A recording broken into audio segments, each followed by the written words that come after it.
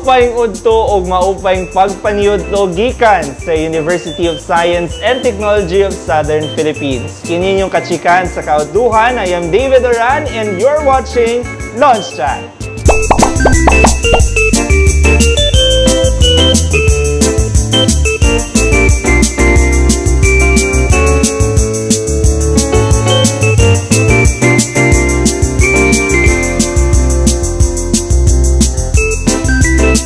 Greetings across the USTP system from Alubihid, Balubal, Cagayan de Oro, Claveria, Hasaan, Oroqueta, Panaon ug Villanueva.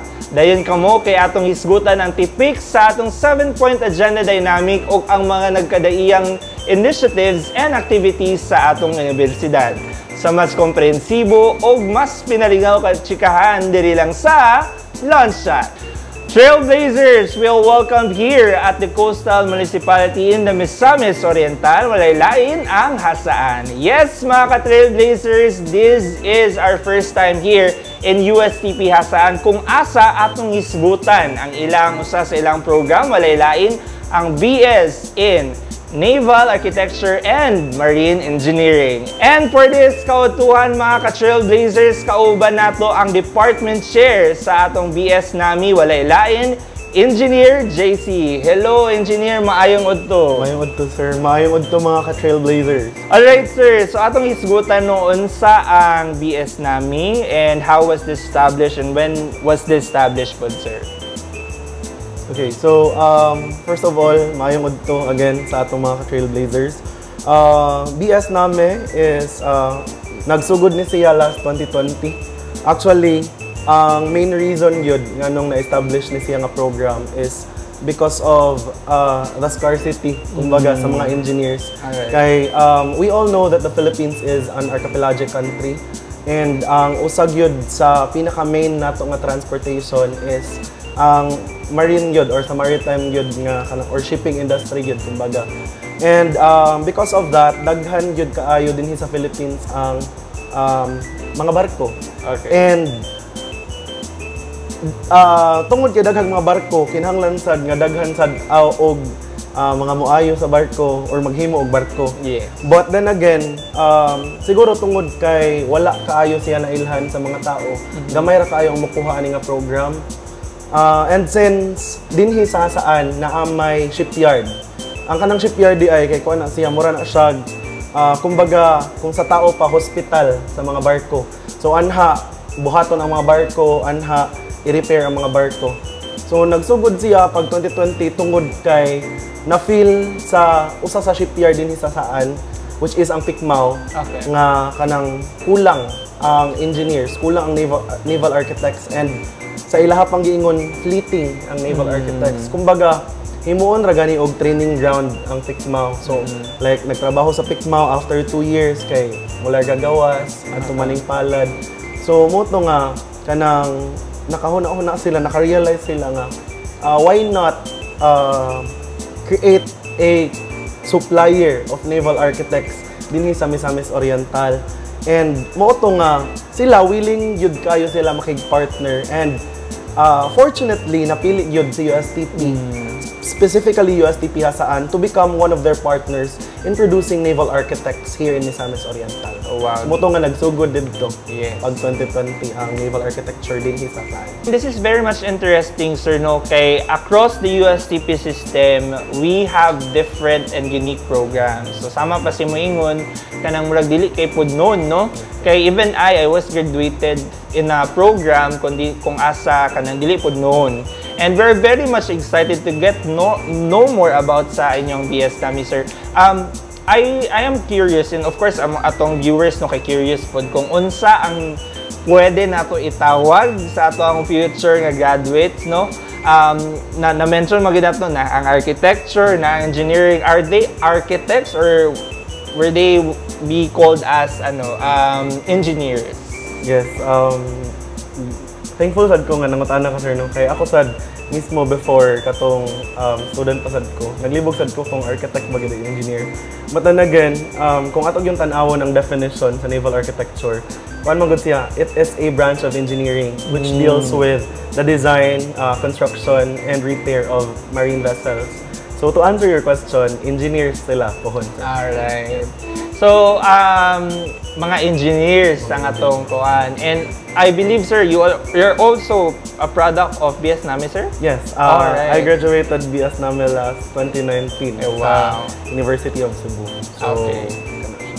So, we are very glad po no kay ato ang department chair kay mismong Osaka graduate no ani nga program. And of course, sir, kanang na-mention nimo sir nga you guys are into kanang design no sa atong mga naval ships.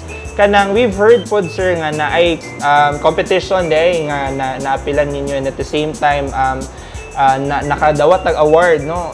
Could you tell us more about this, sir? Unsa ni siya nga competition and kanusta ni siya nahitabo? Alright. So actually, there are various of competitions na naapila itong BS Nami program sa ihang 5 ka tuig sa USTP. Yes. So, ang among pinaka-first good nga naapilan nga competition was the Worldwide Ferry Safety Competition. It was an online competition wherein we are required to submit designs for a ferry. So, ferry is a passenger vessel, mga sakyanan sa mga tao. And then, mo mong first nga competition nga giapilan, and USTP Hasaan's team was awarded with an honorable mention during that time. Okay. And then, just last year, kay niapil mi sa 4th ANAMESP National Convention. So, ANAMESP is the Alliance of Naval Architecture and Marine Engineering Students of the Philippines. So, since kuan man, ang kaninga convention ginahimo ni siya every 2 years. So all of the 8 universities that offers the BS Nami program all over the Philippines will gather in one place, and then they will have competitions. So luckily this year napilian si CDO as the venue of that specific convention. Kay lagi bag-o na ay mga schools nga bag-o nag-offer sa naval architecture dinhi sa Mindanao. So ganahan nila as a sign of welcome to those new schools that offers the BS Nami program. Dinhi nila gihimo ang competition, and dito sa namo nakita nga competitive gyud ay ang BS Nami students sa USTP kay we were hailed as the overall champion during that national convention. And ang pinaka-last na mga napilan was the Marina Boat Design Competition. Kanisad, gi-showcase sad ang competence sa ato ang mga faculty members kay sa professional man to siya nga kanang kuan. And luckily nakadaog sad og second place ang USTP Hasaan. That's good to hear, sir, no. And I believe dili lang students no ang naka-benefit, but also sa ato ang professional side sa atong faculty, no. Thank you so much for sharing with us, Nana, sir. And going back to our discussion with regard sa ato ang milestone with BS Nami, no. We've heard, sir, na your program or the program already have the certificate of program compliance such as. So by the way, congratulations with that, sir. Could you tell us more about no kung giunsa nato og acquire ang grant and how was this made possible pod, sir? Certificate of program compliance is really one of the greatest achievements sa department so far. And all I can say is na kuha gid siya or na grant gid siya sa BS Nami sa USTP, all because, and most specifically, because of our partnership sa Philippine Iron Construction and Marine Works. Now, I can also say that this specific partnership is also kanang i-respond to the university's vision and mission, because, again, the university really wants to somehow make the students experience industry while they are in the university. And I think that's one of the main reasons why nahatag yun ang Certificate of Program Compliance, because nakita man sa mga TWG, sa mga katong people in authority nga ang ato ang BS Nami program din sa USTP Hasaan, although bag-o pa siya, but competitive good siya sa all over the Philippines. And nakita man nila god nga kuan naaman good na ko answer sa COPC kay naaman na yung mga 'di ba specific laboratories na kinahanglan i-comply. Although dili nato siya makita gyud dinhi sa atong university kay medyo gamay man sa USTP hasaan. But then again, because of the partnership sa PICMAO and because of their willingness to share their laboratories, their equipment to our students in the dual training program. So mo to nga gigrant yun, thankfully, such as ang COPC sa BS namin din sa hasaan. Once again, congratulations for that, sir. And I believe this is a remarkable milestone, no? Sa ato in yung abroad, no? A program sa BS namin. And leading to our next question with regards to your partnership with the Philippine Iron Construction and Marine Works. Could you tell us more about this partnership, sir? Kanusta ni siya nag-start? How was it established? Ang partnership gyud sir, usasad sa nakanindot kay dili manggod kibali, dili ta makaingon nga si USTP sa jud ang nag-initiate sa partnership. Murag kumbaga ni respond si USTP sa need sa industry. So nagpakita si PICMAO og kanang interest nga kato ganahan sila nga naay supplier of naval architects dinhi sa Misamis Oriental. And of course, tungod kay aligned man sa vision and mission sa university nga i-address or muhatag og link between education and economy. Mo to nga ni-respond yun si USTP sa gikinahanglan sa industry. And I think didto nagsugod ang partnership. And hantod karon I can say nga malambuon gihapon gyud ang partnership sa PICMAO sa USTP. Alright. So, with their laboratories, sir, I believe dito pod gadwell, no, atong students, no. Can you tell us specifically kung unsa ilang ginabuhat dito, like as a student, no, sa kaninga program, sir?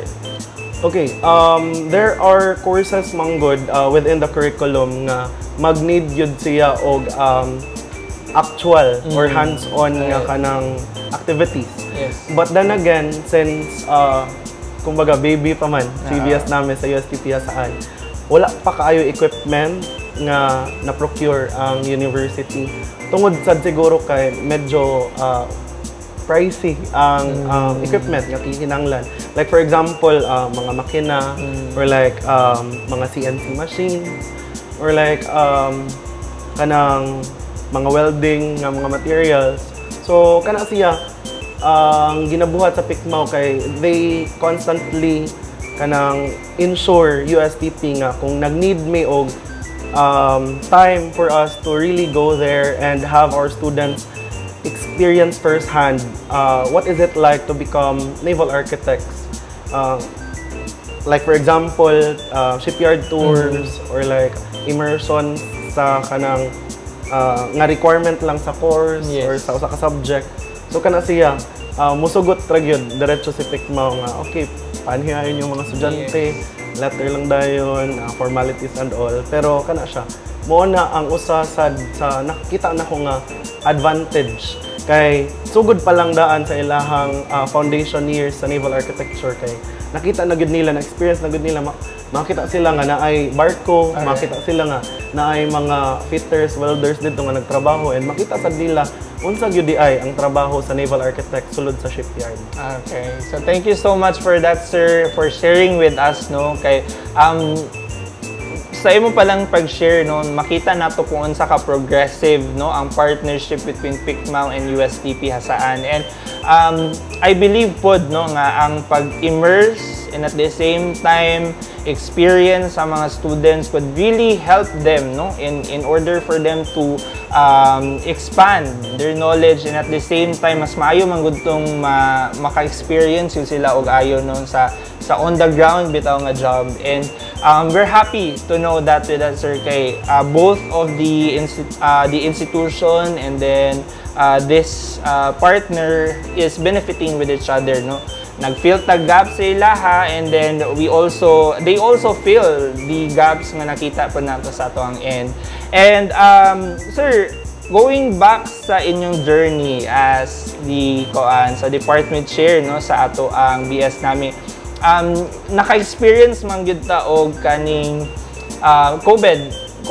COVID pandemic, no? And of course, all of our mode of classes are shifted to online. So we are curious to know, no? Would you like to share to our ka-trailblazers kung giunsa ninyo og handle kini nga sitwasyon, sir, knowing that your course really needs to be immersed and at the same time experience? During the COVID times, challenging yun to, to be honest. And most especially kay teaching was a really new world for me that time. Kay gikan ko sa shipyard nagtrabaho and then shift to the academy. So, and COVID pag yun. Yes. So, marag extra siya nga challenge. But, what's one thing nga nakapagaan ato nga time was the constant communication sa ako ang mga students. Kay, ang learning man good, I believe, is not just a one-way nga kanakuan. Two-way man gid siya. It's between sa naghatag og knowledge and sa nag-receive og knowledge. And what's one good thing about us in the BS NAMA department is we really see to it that we communicate to our students. Most especially, dili man good tanan na ay luxury of having internet connections. Correct. Dili tanan na ay luxury of having gadgets that time. Yes. So, amo lang yun sigurong murag best practice kumbaga ato nga time is to really communicate with them and isgutan na mo unsag yun di ay ang ilang kinahanglan asa sila mas comfortable mo receive sa knowledge nga mong ihatag kay kato siya bisan pag unsa ka advance ang technology nga imong ginagamit in teaching kung dili sa gihapon siya ma-access sa mga students kay dili gyapon siya mapuslan. Correct. So kana siya. So kato various of platforms flexible na sa flexible kung unsa na to among gibuhat pero ang nakanindot lang is willing man sad good pud among mga estudyante nga mukat-on. So there were times nga tungod kay gamay ra sad ang campus and gamay ra sad among students. There were times nga katong medyo na-lift ang mga restrictions. Panhion na mo sila by group lang gamit ang mga computers kay kinahanglan man sa Japon makabalo sila nga mo drawing using our softwares and all. So kana siya ang nakapasugakod na mo atong nga time is ang constant yun na mga communication sa among students, knowing their needs and knowing asa mi dapit maka-provide og tabang sa ilaha for us to foster ang ilahang knowledge and ang ilahang pagkat-on sa mga butang nga ngay katunon. That's the spirit of an educator, you know, and we are so grateful, and I'm sure our students and pioneers no nga naka-experience ato nga nananaw sa ato karon kay grateful pagkayo sa inyong efforts for that time, sir. And of course, communication is the key, no? O kung gusto may palaging may paraan yun. Okay. For the last message nato, sir, no, for our students, what would you like to tell them, sir? I just want to say that I'm proud of you guys. I know that ang tanan nga naa sa curriculum bombarded mong gyud mo sa mga kuan. Ang inyong hardships, ang inyong pagpaningkamot, I know for sure nga naanay padulungan and dasig lang gyud permi kabalo ko and kabalo mong tanan nga naami magpaluyo lang gyud ninyo and willing gyud mo support sa inyo. And there you have it, ladies and gentlemen, and mga ka-trailblazers, Engineer JC, thank you so much for gracing us this kaudtuhan. And I'm very sure that our students and faculty, and of course, the whole USTP system is grateful to have you. Later on, makauban natong duha sa pioneering students sa BS NAMI para hisgutan ilang incoming internship and kumusta sila as a student of this program. But for now, mga ka-trailblazers, ato sang tilawan ang pinalamiang halo-halo diri sa USTP Hasaan, diri lang sa Tatak USTP.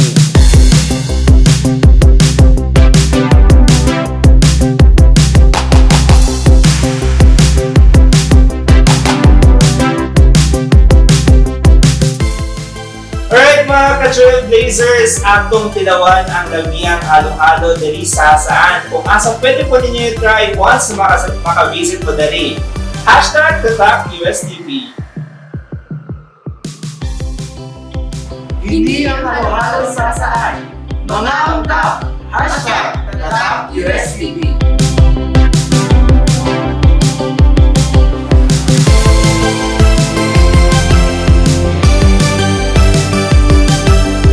Alright mga ka-Trailblazer, that is for our Tatak USTP for today's episode. And of course, thank you so much USTP Hasaan for your lamiang halo-halo. And of course, no, atong i-invite po dato mga ka-Trailblazers nga i-try gyud ang ilang lamiang halo-halo. But for this moment, mga ka-Trailblazers, we are pleased to have two of the pioneering batch sa ato ang BS nami. Let us all welcome this kautuhan.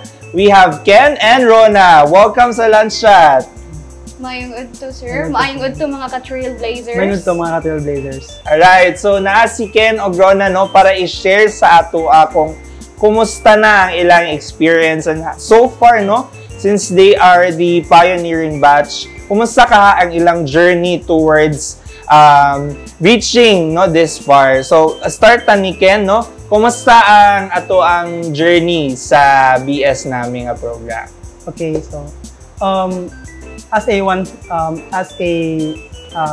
part of the BS namin student, a pioneering student diri sa USTP Hasaan. Well, so far in my very own experience, so far so good.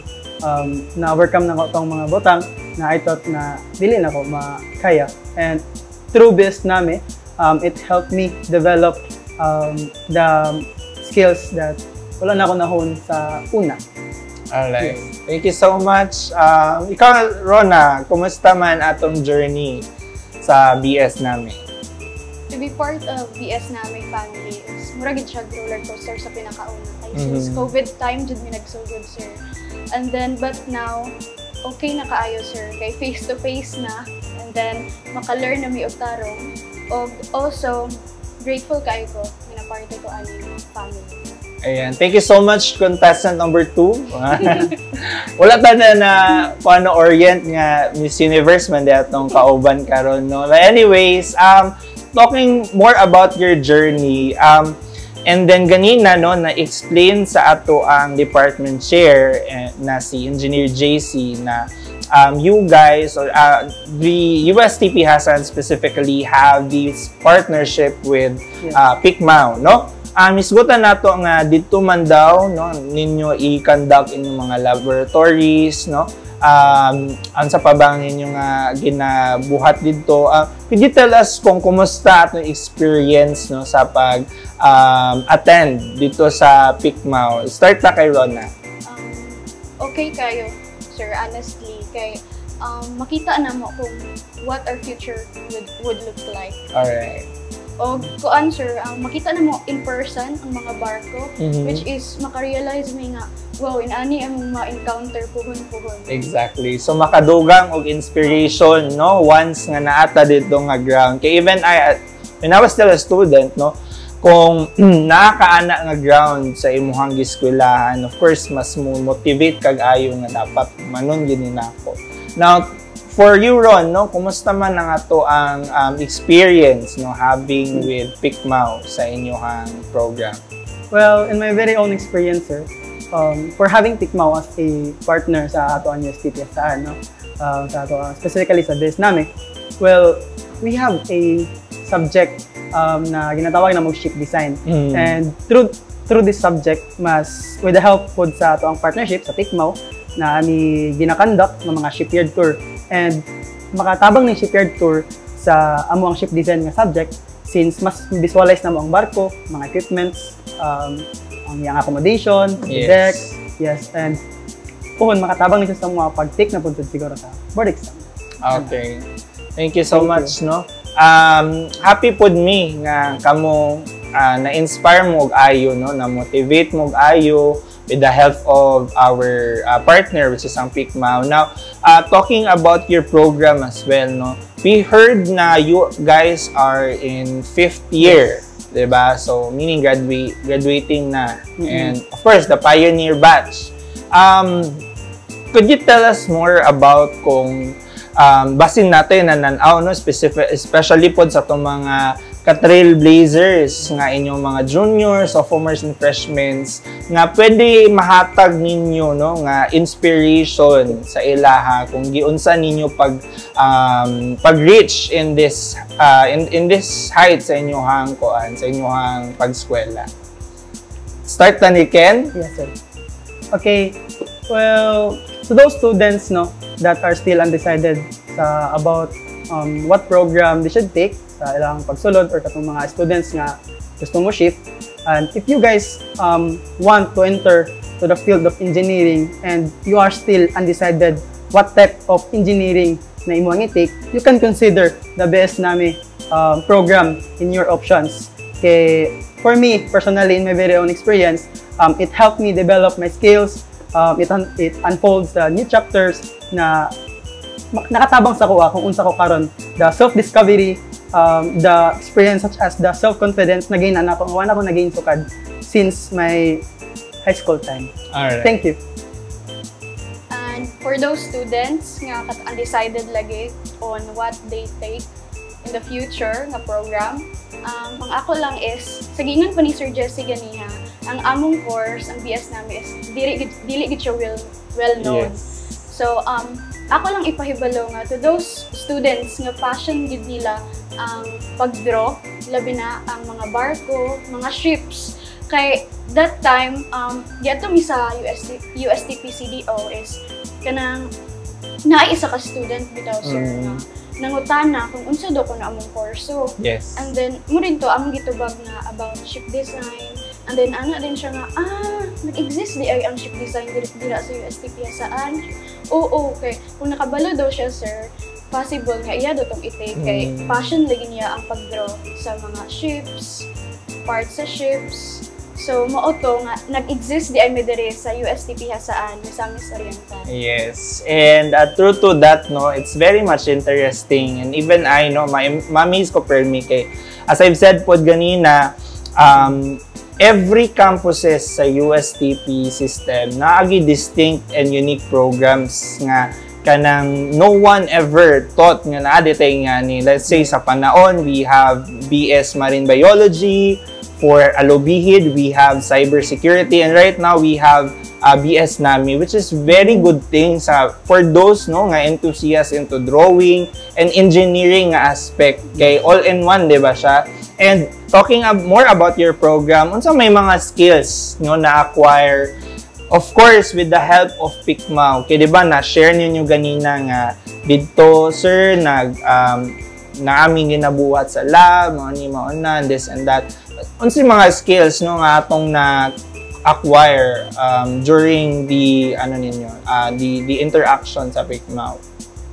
Siguro ko sir kay napod may isa ka subject no nga nagtudlo og specific plan which the shell expansion plan sa usa ka barko, and dadto mas nakita na ko personally og na notice nga yun sa nila pag trap out, trap in sa mga plates inana sir.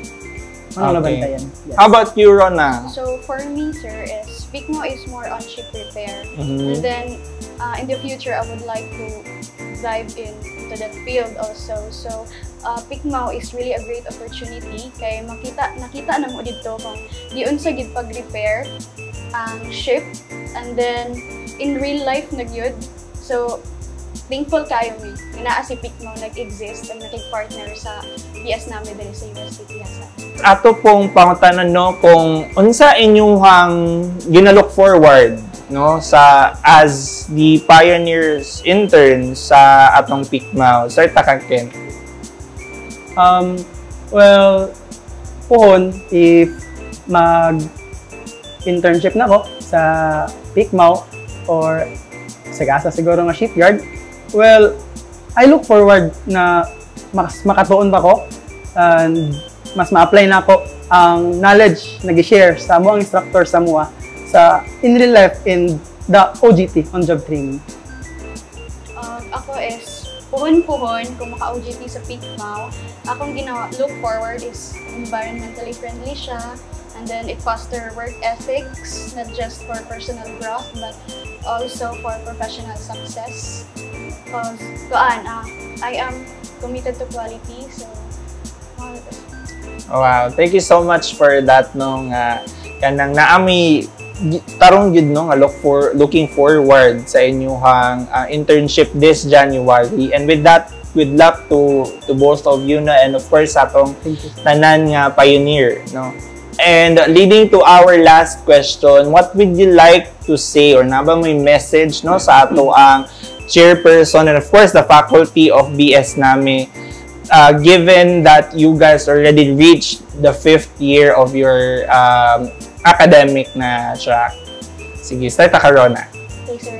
To all the BS Nami faculty, Sir Jesse, Ma'am Duena, Sir Raymond, Sir Darrell, sa tanan nga faculty, BS Nami faculty nga wala na ko na-mention.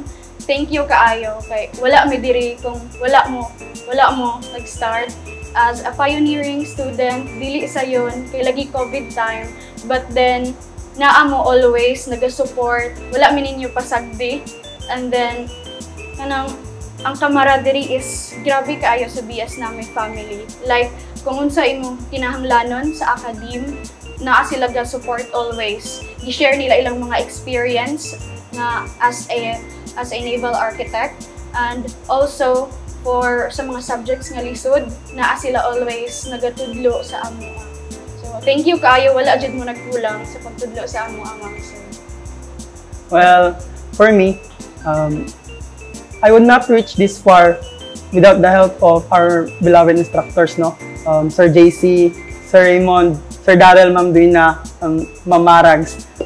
I would like to thank you guys, no? Take this opportunity to express my gratitude sa atong mga instructors, and by creating a good environment pod sa atoang department, which the fact nga na may call sign which is from 1st year to 5th year nga gaw, no, it really is an evident no nga ang BS Nami family kay ang BS Nami family na siya kanang good collaboration sa atong mga students nga na-build pod og unity.